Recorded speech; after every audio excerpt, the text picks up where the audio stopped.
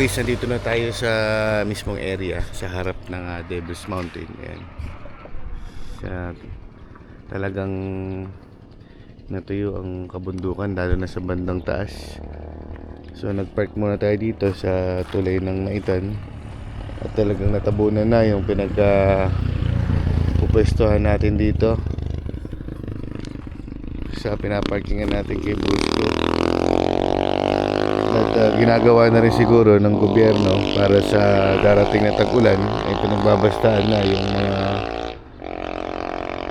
darating na bagyo, nararagasan na tubig dahil ito po ay ilog na natuyo. So dati hindi natutuyo ito at talagang walang dumanas na ulan kaya ganito ang naging itsura.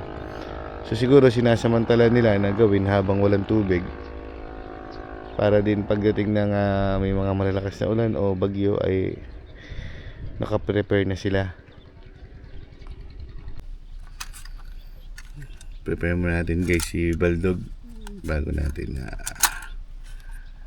paliparin. I-check muna natin yung propeller niya at yung mga parts niya.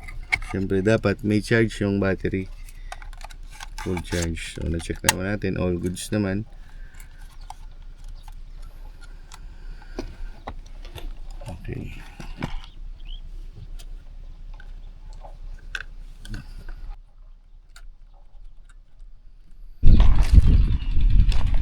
Ito guys, at home point updated na si Baldog at ready na siya para paliparin natin. So yan siya guys, at tignan natin yung taas ng bundok na ito, yung tinatawag na Devil's Mountain.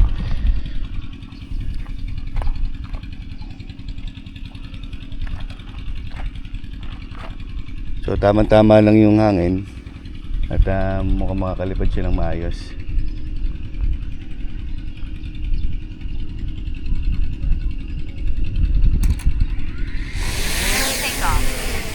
Ayan siya guys. Ayan. So check natin yung camera niya.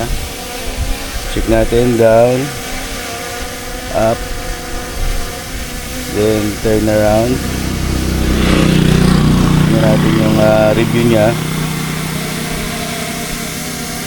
So yan, ayan tayo guys.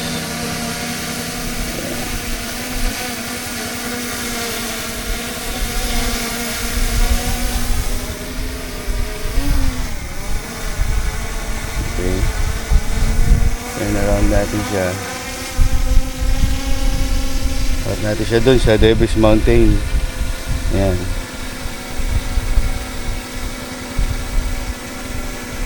So let's go.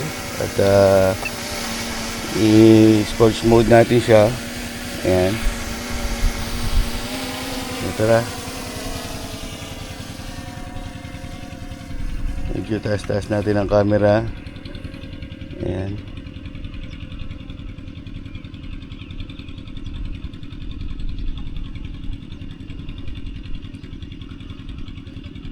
So meron siyang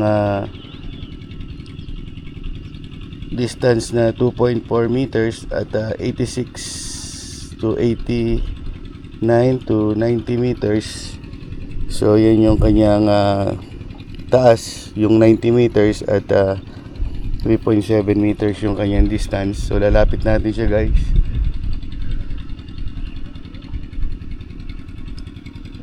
Lalapit natin siya yan. Taas pa natin siya.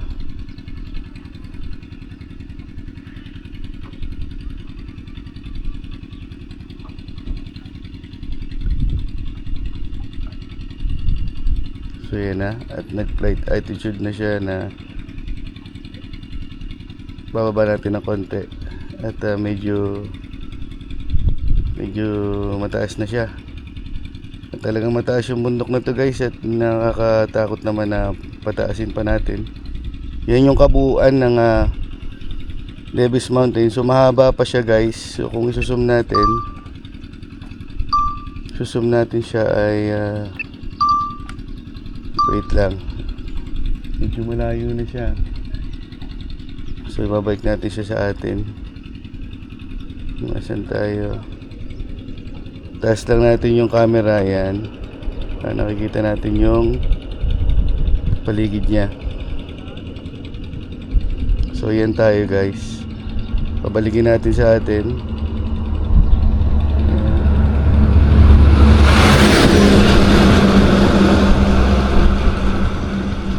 Medyo malayo-layo ang narating niya na guys. Medyo nakakangilo at napakataas. So papalapitin natin sa atin.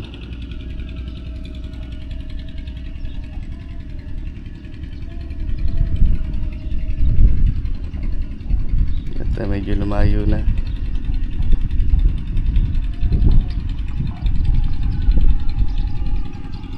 Kung nakikita nyo yung kakalsadahan na yan, yung tulay, yan yung pinanggagalingan natin ngayon. So yan yung layo niya ay 40 meters sa atin. Ang taas niya ay 100 meters mahigit. So itataas pa natin siya. Medyo nakakangilo na yung taas niya.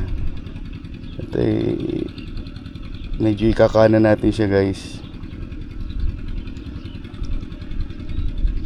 So yan yung tanawin sa baba. Ayan, medyo bababa natin yung camera. So yan yun, ang ganda ng mga tanawin dito. Sana to yung ilog. May mga tanim ng mga sibuyas.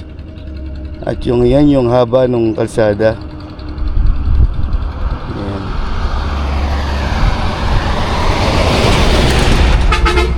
Ikutin natin siya. Hindi na natin makita si Baldog.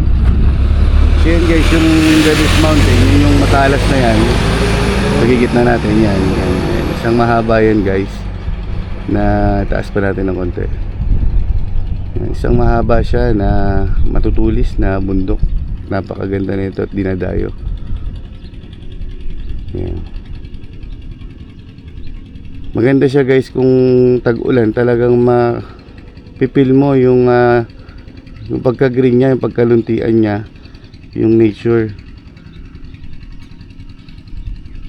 So i-home point na natin siya at return to home. Return to home. Ayan, return to home na siya. Ayan na siya guys. Nahanap niya na yung kanyang pinanggalingan.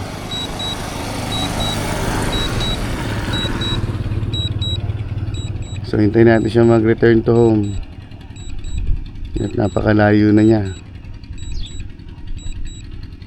Landing.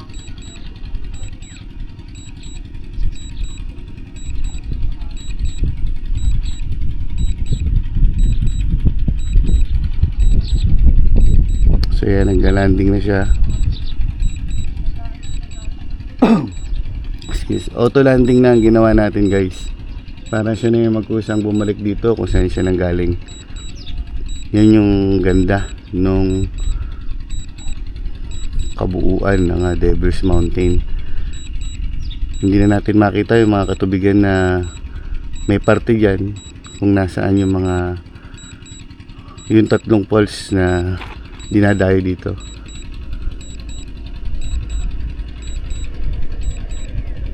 So yan na siya, pababa na siya, nakikita ko na siya sa taas. Hintayin na lang natin yung pagbaba niya guys.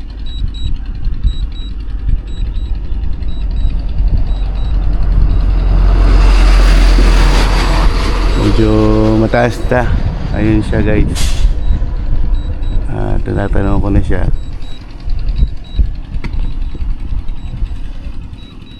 Ayan na. Ayan na si Baldog at pababa na rin. Hindi na natin masyadong pinataas guys dahil medyo lumakas yung hangin at mahirap na.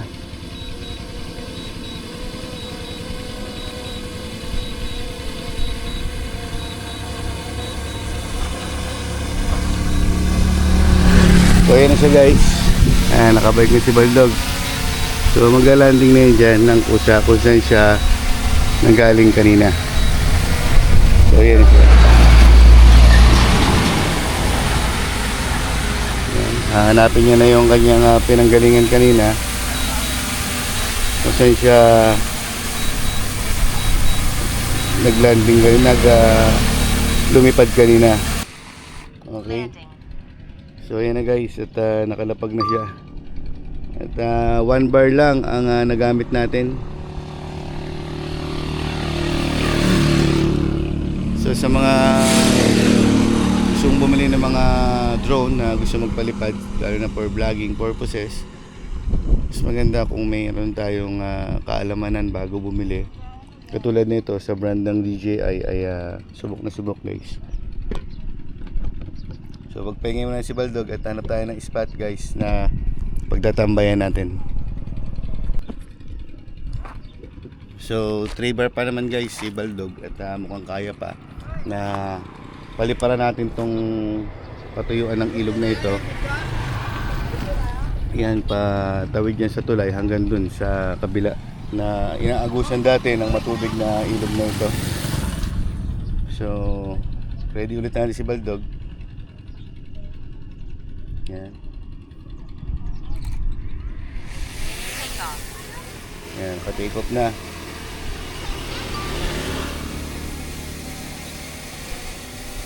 So medyo iangat natin siya at medyo lumalakas ang hangin guys. At abante natin siya. Taas muna natin. Yan, then iharap natin sa atin.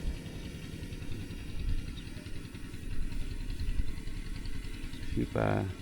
Yan, nakaharap na sa atin. So ito tayo. Yan. So, papaikutin natin sa tulay na kung saan yung dinadaluyan ng tubig dito ay natuyo na talaga. Ayan, yung nasa baba na yan.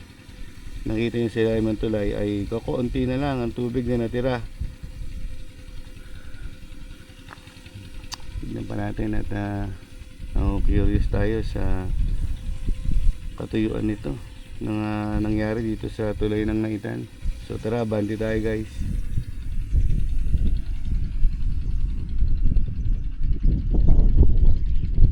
Ayan, tuyo-tuyo.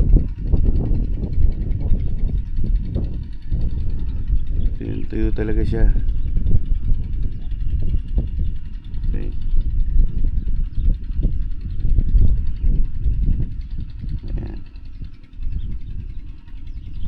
Angat pa natin ng konti. Taas pa natin siya.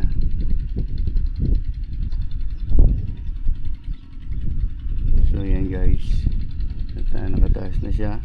Diretso lang. Kitang kita yung mga kalsada, yung mga dumadaan. At nakikita nyo yung tubig na ito. Dito banda sa yan. Yung nasa gitna na yan. At konti na lang talaga ang katubigan pala dito. Papunta dun sa Naibuan. So yan. Kaya naniniwala tayo na walang tubig ang falls dahil ang tubig ng ilog na ito diyan tumatapon yung bumababa sa falls na 3 falls na tinatawag na Batubaong Falls, Candice Falls at Arapay Falls. So yan. Wala na talagang katubig-tubig. So balik tayo guys at ikot natin at medyo lumalakas ang hangin at hanapin natin yung ating inalalagyan. So dun tayo. Okay, so babalik na yan si Baldog.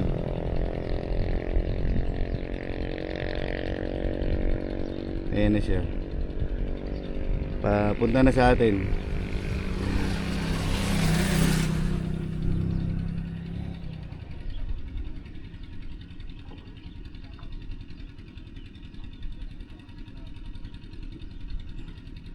So tingnan natin yung ito yung ating van, yung nasa gitna. Ayan tayo guys. So diretso lang tayo.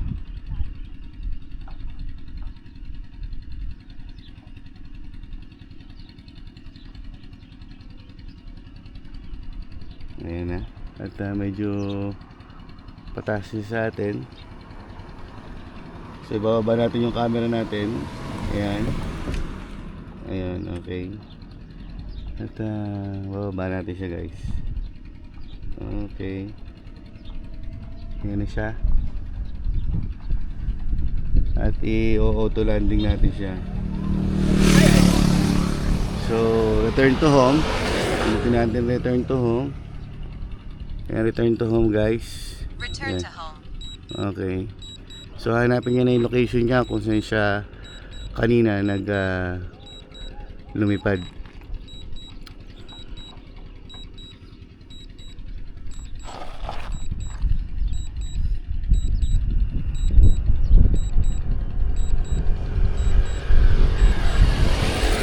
Ayan, medyo ibababa pa natin ng camera. Makita tayo sa baba. Ayan. Diyan tayo. Ayan, yun nasa, yan yung puting van na si Brusco. Baba pa natin. Ayan.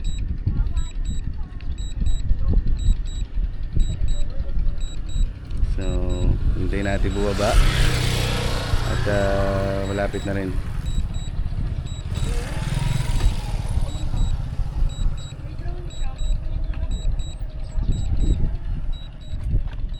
So dumadami na rin ng tao dito guys. At marami din namamasyal dito Landing. kahit na ganito. So ayan, nag-umpisa na ang landing ni Baldog. At pababa na rin siya. Ayan.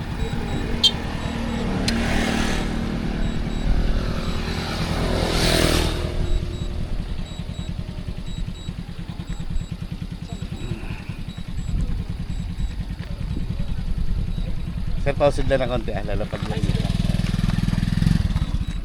So ayan siya guys. At nasa taas na. At malapit na malapit na.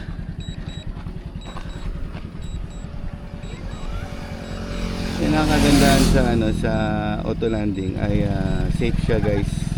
Hindi siya nagmamadali. So may mga ibang nakamotor na rito na nakatingin sa atin at gustong makita ang ating pagpapalipad kay Baldog. Ayan. Ayan na siya guys. Baba na. So ayan na siya guys. Ay sa taas.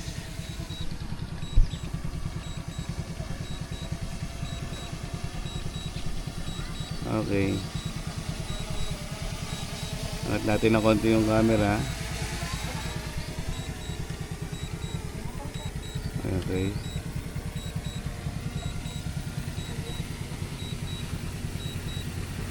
Landing.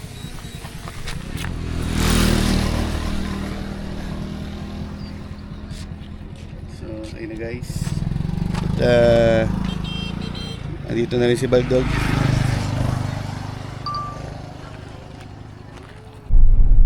So guys, punta tayo dun sa kabilang parte nung Devil's Mountain ito na may mga mas matatalas pa na hugis ng bundok dito na parte rin ng Devil's Mountain na napakaganda rin tingnan.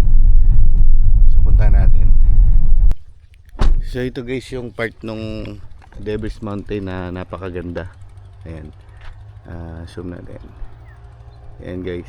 Yun yung matatalas na hugis ng bato sa taas ng bundok na kaya itinawag siyang Devil's Mountain. So mag-charge pa tayo.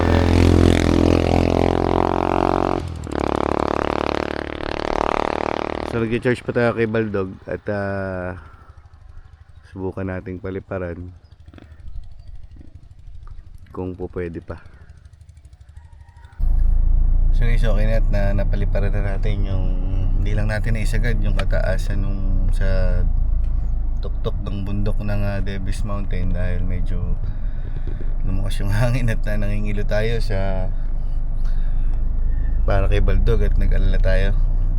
Mahirap na kasi baka kusan pa rin si Baldog. Kaya medyo inalalayan lang natin yung lipad at ganito na lang muna ang ating video guys at abangan nyo pa yung mga susunod na palipad natin kay Baldog sa mga tourist spot dito sa Occidental Mindoro. So sasanayin pa natin ang sarili natin na magpalipad at marami pa palang kailangan matutunan. Hindi basta-basta pala magpapalipad ng drone guys at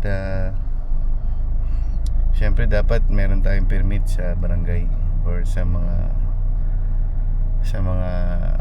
spot na nilalapagan natin at pinapaliparan natin. So dito okay naman at hindi naman ganun kahigpit dito sa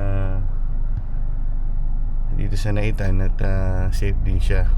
At hindi naman tayo masyadong nagpalayo ng drone natin. So sinare ko lang sa inyo guys yung kagandahan ng tanawin dito sa Davis Mountain na talagang dinadayo at matagal natin din nabalikan. So hintayin muna siguro natin ang tag-ulan bago tayo bumalik dito sa mga loob-loob, sa mga falls, para at least maging malinis muna siya at mapahinga sa mga dumarayo. So okay lang din na walang tubig, dahil pag may tubig may basura kasi may dumadayo. So okay na rin na muna na mapahinga siya na ilang buwan yung mga falls dito. So hanggang dito na lang muna guys ang ating video, at marami pa tayong susunod na adventure. So stay tuned lang kayo. Sa mga hindi pa po nakasubscribe dyan, please subscribe my YouTube channel, Kuya Joms. At comment na kayo guys sa mga ginagawa nating pagpapalipad kay Baldog, at baka may matutunan pa ako sa inyo. At kung may mga katanungan kayo, sasagutin natin yan sa ating comment section. So hanggang dito na lang guys. Peace out.